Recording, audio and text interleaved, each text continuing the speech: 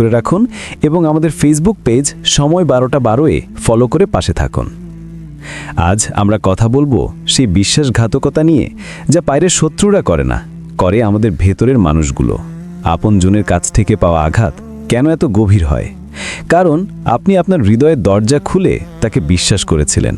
আপনি আপনার গোপন কথাগুলো তাকে বলেছিলেন। আপনি আপনার দুর্বলতাগুলো তার কাছে প্রকাশ করেছিলেন, আর সে সেই দুর্বলতাগুলোকেই অস্ত্র বানিয়ে আপনাকে আঘাত করল। একটু ভাবুন তো, এই কষ্ট পাওয়ার পর আপনি কি ভাবেন? আপনি হয়তো নিজেকে দোষ দেন, আমি কেন তাকে এত বিশ্বাস করেছিলাম।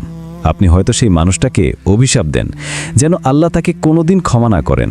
আপনার ভিতরটা ক্রোধ আর হতাশায় পূর্ণ হয়ে যায়। আপন মানুষগুলো কেন পর হয়ে যায়?